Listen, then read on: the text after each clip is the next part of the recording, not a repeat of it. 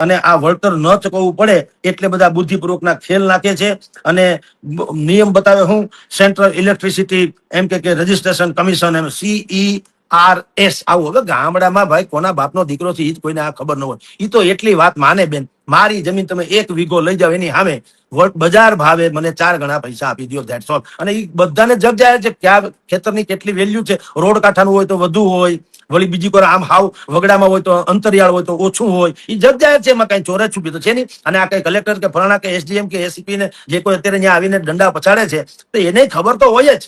પણ હવે તમે કીધું હા, જગતનો તાત માત્ર ચોપડી ઉપર છે અને સંતાપ કરવા પૂરતો છે.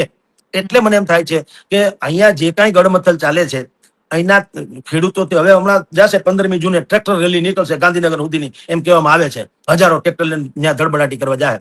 પણ આ તો યાર જંગલ રાજ છે. સરકાર જેને આ કઈ ખબર ન હોય એવું તો છે નહીં. બે ઉત્સવ ઓછા કરો પણ તમે બેર આ ખેડૂતોની હારે સંવાદ સાધો અને એને વળતર આપો. તમારે ક્યાં ખીચામાંથી દેવું છે અને પાછું ખોટું તો દેવું નથી.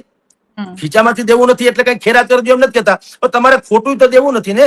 કોકની જમીન તમે પચાવી લ્યો બુદ્ધિપૂર્વક. અને આ ક્યાં વીજળી જે પાવર ગ્રીડ કંપની અત્યારે છે અદાણીભાઈ આ બધું કરવાના છે, મફત આપવાના વીજળી. હાલો કે ભાઈ આ જ્યાંથી આ લાઈન પસાર થાય ને એ ગામમાં મફત નહીં, ખેડૂત નહીં મફત, તો હજી ઠીક. એટલે તમે તો ગાંધી સાહેબ કટકટાવી લેવાના. તો યાર માણા થાવ ભલા મને, આ ધંધો ક્યાં હાજરો? આ તો યાર હાહાકાર મચી જાય છે. સૌરાષ્ટ્રના 26 તમને કહું, આખા ગુજરાતના 26, સાગરકાંઠાના 26 જિલ્લા જેટલા છે ત્યાં ડખો બહુ મોટે પાયે ચાલે છે. અને ખબર નહીં કેમ, મને તો સમજાતું નથી કે સરકારને આ વાત ગાંધીનગર કોઈ બુદ્ધિપૂર્વક ઉગાડતું છે કે કેમ. કારણ કે હાથે કરીને તમે વિપક્ષને પણ એક બહુ મોટું શસ્ત્ર આપી રહ્યા છો અને તમારી પ્રત્યેની જે સહાનુભૂતિ સરકાર પ્રત્યેની પ્રજાની છે, જેને હમણાં સ્થાનિક સ્વરાજ્યની ચૂંટણીમાં ભયંકર મત આપીને તમને ચૂંટવા, એ લોકોની સહાનુભૂતિ તમે ધીરે ધીરે ગુમાવતા જાઓ છો. તો એવું શું કામ કરવું જોઈએ?